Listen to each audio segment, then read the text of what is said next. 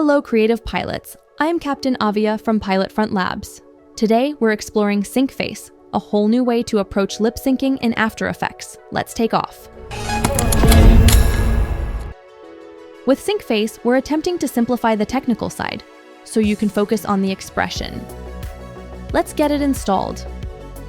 After purchasing and downloading your package from the Pilotfront website, extract the zip file to a convenient location. Inside, you'll find your plugin files along with an installer. Run the installer. If prompted, allow it to run as administrator. You'll be asked to enter your After Effects version. I'm using 2020, so I'll type 2020 and press enter. The installer will automatically place everything where it needs to go. No manual setup, no folders to dig through.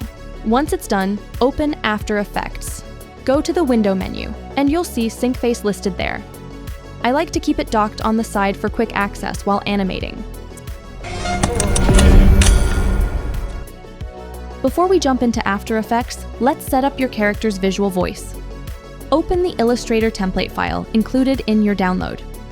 This opens a layered Illustrator template with 10 labeled placeholders, one for each visme or mouth shape. For this tutorial, I'm using lip shapes downloaded from FreePic. Place each lip's visme onto its corresponding layer, like A, E, O, and so on. Make sure they're aligned properly. Take your time here. A clean setup makes everything smoother later. Once you're done, save the file.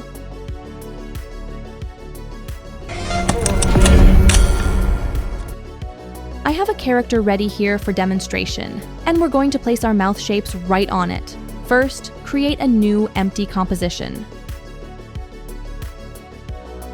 Now, click the first button, Import Template. Select your saved Illustrator file. SyncFace creates a master layer called SF Master. Now, place the SF Master layer on your character's face and scale it to fit just right. This will drive the mouth animation, organizing all your vismes perfectly. Next, drag your audio file into the timeline. Then click the second button, Generate Controller. Now, when I hit play, well, hey there, superstar. Look at me. I'm talking, blinking, and syncing my lips perfectly to the sound of my voice. Nope, not magic. It's SyncFace. SyncFace analyzes the audio and generates automated lip sync in just seconds. And there it is! Your character is now speaking. No keyframes, no manual effort. To refine the timing, select the SF controller, press U button on your keyboard to reveal keyframes. Then go to Window, Smoother, and click Apply. For sharper transitions, toggle, hold the keyframes. This makes each mouth shape snap more cleanly between syllables. Well, hey there, superstar. Look at me. I'm talking, blinking, and syncing my lips perfectly to the sound of my voice. Nope, not magic. It's SyncFace. Now let's say we want to add a second character with their own voice, like two characters talking in the same scene. I'll just reuse the one we already made to demonstrate the process quickly. So first, I'm going to duplicate the character layer along with its SyncFace master layer.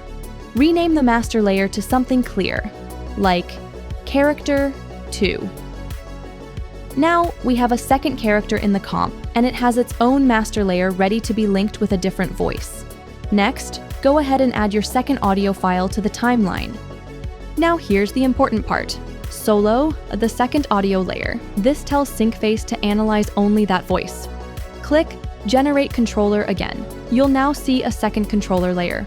Unsolo the audio, then click on your Character 2 master layer. This is the one we duplicated earlier.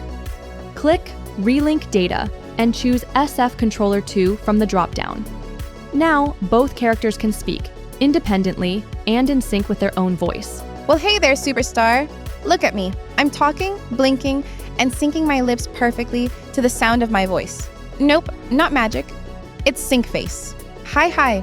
I'm not just wiggling my lips for no reason. I'm actually talking in real time with magical auto lip sync. It's called SyncFace. And yep, it totally works like a charm. You can always fine-tune the sync by adjusting the smoother slider or toggling hold keyframes for a more polished animation. You can repeat this as many times as you like. Just solo the audio, generate a controller, and relink.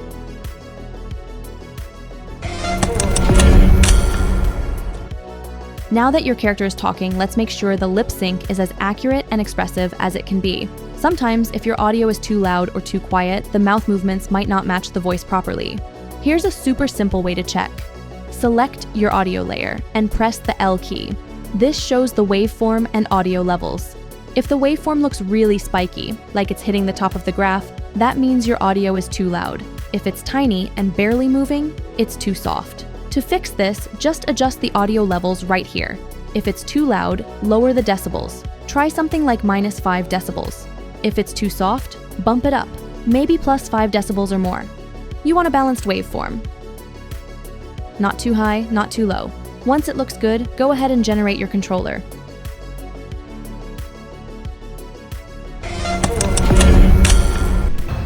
Select your controller layer and open the Effect Controls panel. Here, you'll see a set of carefully designed sliders, built to give you full control over your lip sync results. These aren't optional tweaks. These are the core settings that make SyncFace so powerful.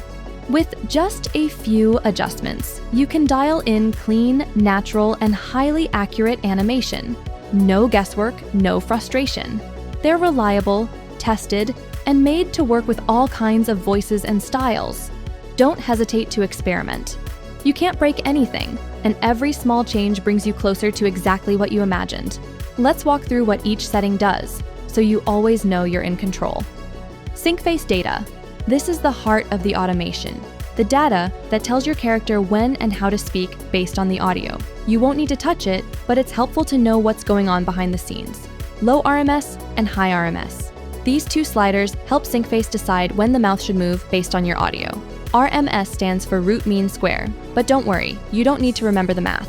In animation, especially with SyncFace, RMS is just a fancy way to measure how loud the sound is, moment by moment. Think of it like this. SyncFace listens to your audio and asks, is this part loud enough to move the mouth? If yes, it shows a mouth shape. If not, it stays still. That's where these two sliders come in. Low RMS controls how quiet a sound can be before animation starts. High RMS sets the limit for how loud a sound should be before it's ignored. You're basically telling SyncFace, only move the lips when the voice is this loud, but stop reacting after it gets too loud. Example, if your audio has background noise or soft breaths, try raising the low RMS. That way, small sounds won't trigger random mouth movement. If the mouth is moving too much or too often, try lowering the high RMS. This will calm it down. It's all about finding that sweet spot, so the lip sync feels clean and intentional. Vis-a-mi count. This slider tells SyncFace how many different mouth shapes your character will use in the animation. For example, if your Illustrator file only has 5 mouth shapes, then set vis-a-mi count to 5. If you leave it at 10 but only have 5 lips in your artwork, SyncFace will try to animate shapes that don't even exist. Quick tip, if you set vis-a-mi count to 2, SyncFace will only switch between 2 shapes, even if your character talks a lot. So always match this number to how many lips you actually drew. That's it! These few simple settings can make your animation way smoother and way more accurate. Let's start by understanding what keyframe isolation means. Keyframe isolation is the process of identifying and separating the unnecessary or redundant keyframes from the important ones in your animation. This helps you focus on just the keyframes that really matter, making your timeline cleaner and easier to work with. When you smooth your lip sync animation, SyncFace generates many keyframes to keep everything precise, but not all of them are needed. The keyframe isolation button highlights those extra keyframes, the ones you can safely remove without affecting your animation's quality.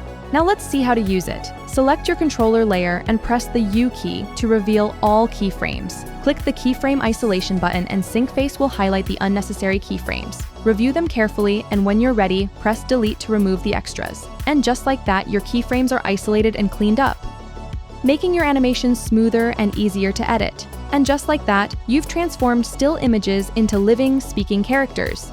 Experiment with different voices, moods, and moments. I'm Captain Avia from Pilotfront Labs. Until next time.